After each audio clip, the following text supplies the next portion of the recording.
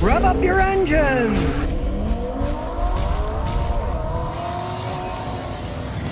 Well, if you didn't know it, Hyundai's got an electric fuel cell car, and they now are recalling their fuel cell vehicles because they might start on fire, and they're saying, park those babies outside. These are the hydrogen power SUVs between 2019 through 2024. Now, they didn't sell many of them, obviously. To give you an example of small sales, just for this, only 99 new hydrogen fuel cell cars were sold in the U.S. in the second quarter of 2024. It is a 91% year-over-year decline and the lowest level since the fourth quarter of 2015. So this isn't going to affect that many people, right? But if you were dumb enough to buy a Hyundai fuel cell car, you can't put it in your garage. Leave it outside, don't put it near trees, because it might start on fire. They say that a pressure release device can break and hydrogen starts leaking. Can even cause a fire when they're parked. Because if it goes and goes, starts leaking all over the place. Now, this is why they tell you not to park it inside. Because the thing about hydrogen is it's light, it'll float away. So if it's leaking outside, generally it'll just float away.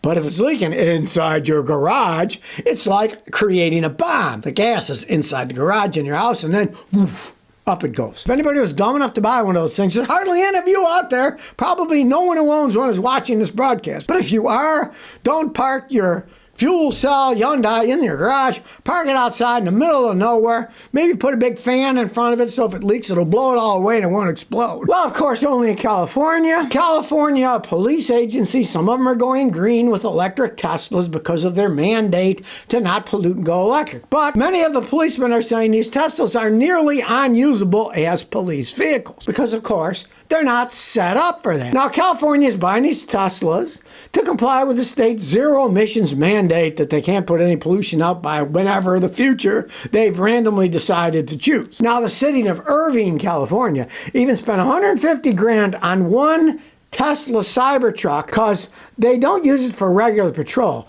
but for turning heads in an anti-drug DARE program. Menlo Park Police Department said, and I quote, "These are not the patrol cars of the future." The police are worried that they're going to run out of electricity, and of course, police do many maneuvers, pit maneuvers and stuff. They jump over curbs chasing people. You know what happens if you jump over a curb with a Tesla? It will destroy the battery pack. It'll be the end of the vehicle. The police found them limited in going off-road or jumping curbs, and said that the autopilot safety caused delays and even turned their cars off when they tried to drive on the side of the road, right? They go off the road, they're chasing people, and they stop because the car decides, hey, you're not supposed to do that, right? They're not set up for police cars. And imagine over time, these cars take all kinds of abuse. They're smashed, then they're fixed up. Well, generally, if you really smash up a Tesla, you throw it away. You don't fix it. Costs too much money. Does too much damage. And officers claim that the cramped cabin space inside them caused their duty belts and bulletproof vests to jut into the passenger seat, making it unusable. Well, wait a second. We can't chase you anymore. Can we charge it up for 45 minutes?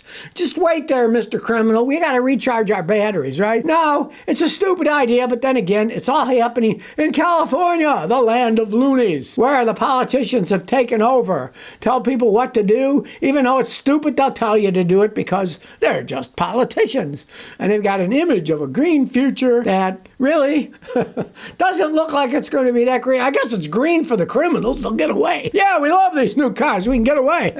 We'll go off-road. They can't follow us. What the heck? Well, in Europe, their automotive companies are launching a flurry of cheaper electric vehicles to compete with the Chinese. At the Paris Motor Show, they showed them off. The Chinese brands are just overwhelming, taking over, so now they're starting to make smaller and cheaper ones. For example, Renault has one that's called the Twingo E-Tech. What a name, Twingo, boys. I guess they've run out of names, right? It says the all-electric car will start at $21,800 when it reaches the market in 2 years. 2026. Theoretically, right? If you listen to old Scotty here, never buy the first time any new technology comes out, especially if it's a French car and it's all electric. I'd say wait at least 5 years to see if the thing's even working last, right? Renault has a small electric SUV they're working on. They call the R4. All they got is letters and numbers left, I guess. And they said it's going to be $21,800. Now you might wonder what an odd thing. Well, that's 20,000 euros. So they want to make something that's just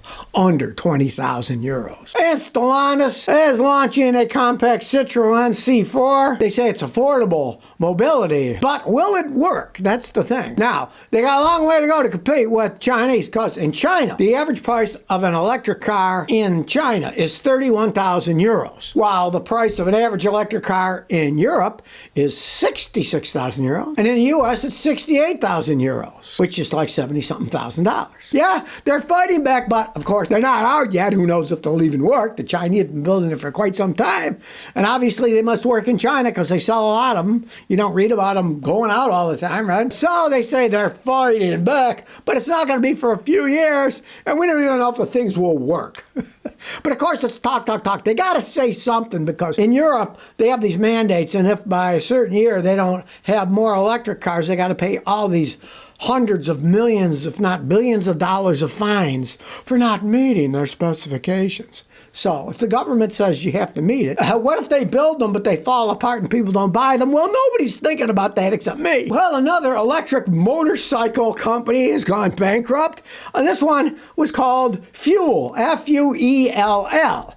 And that's the play, if you know motorcycles, on that guy Buell, who made those racing Harley Davidsons. They called them Buells. Harley got them. Well, guess what? The Fuel, which is the electric motorcycle version, I guess, of the Buell, the company is now bankrupt. And their comfort to the people who have ordered them and paid for them, they say, and get this is from a lawyer, sends a letter to all these people. The lawyer sent this email to a guy who ordered one. It's long as can be, but here's the main parts. All known creditors will receive a notice of the bankruptcy filing and are advised to file claims. If you have placed a deposit for the purchase of a product, your claim may be entitled to priority to an extent. You may want to consult with a lawyer on this issue.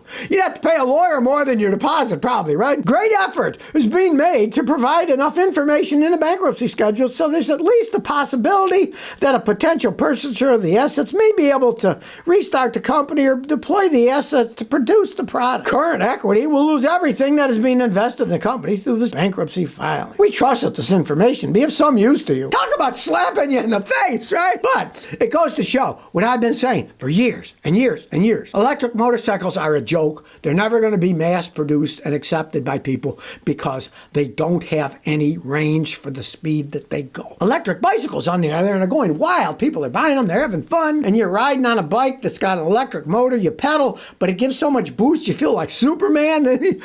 People love them. They're selling like hotcakes. But how far do you go on a bicycle, right? You want to get on a motorcycle and drive, maybe go cross country or whatever. Most of these motorcycles, when they're going like 75 miles an hour, if that's the speed limit, they might only last 3/4 of an hour before they run out of power. They're very inefficient at high speeds. They're massive failures, and here's another electric motorcycle company that's gone down the tubes. They also made electric bicycles, so the company must have been really squirrely because electric bicycles are really popular. Now, I'm assuming that since it was Fuel, as in Buell, they must have been really expensive electric bicycles, so they reached out too far, expecting too much money. Like I noticed now, Walmart has some $600 electric bicycles that used to be like $1,500. Now they're selling them for $600 because, of course, it's mass production. They make them in China for $300 or $400, and they were just marking them up for America. And Walmart's getting into the game, and like they're buying them dirt cheap in China and selling them cheaper than anybody else's. So, but they weren't selling electric motorcycles either. And if they did, they'd probably find out that they're not going to sell too many of them because they just don't have the range. The electric motorcycles that I've seen, they don't have the same plug. You can't get a Tesla charger and plug it in motorcycles. They're not set up for that. So I know a guy who has an electric motorcycle, but he also bought a policy with his insurance company that he gets a free tow home when he runs out of electricity as long as he's within 150 miles of his house. So if you're going to buy an electric motorcycle, I advise buy one of those policies too, so they'll tow it home to you where you can charge it back up and you won't be stuck from home. Well, here's one I can't resist about modern society. The other day, my son wanted us to take him out to this fancy restaurant. So we go to the restaurant. The most insane thing was that when the bill came, I decided I'm going to read through the bill. So I read through the bill, and they included, believe it or not, a 6% surcharge for kitchen staff. And I'm like, okay, This is getting to a point of absurdity now. Now, normally I'll leave a 20% tip, so I just figured 14% tip because they've already tipped themselves 6%. It kind of makes you, what are they going to do next? Well, there's a 6% gratuity charge for the dishwashers. They got to clean it up. And there's another 4% for the people who wash the windows. And of course, there's the waiter surcharge for the waiter. I mean, what are they going to charge you for next? It's just nuts. Make a point of reading the bill. I generally don't read them that closely, but I'm like, what's this charge? Cleaning staff, they're there too. How about paying for the electricity, maybe? Oh, well, there's an extra surcharge for the food because we had to buy it before we cooked it. So, of course, you have to pay for the food extra. I mean, that's our society gone that bonkers. So if you never want to miss another one of my new car repair videos, remember to ring that bell.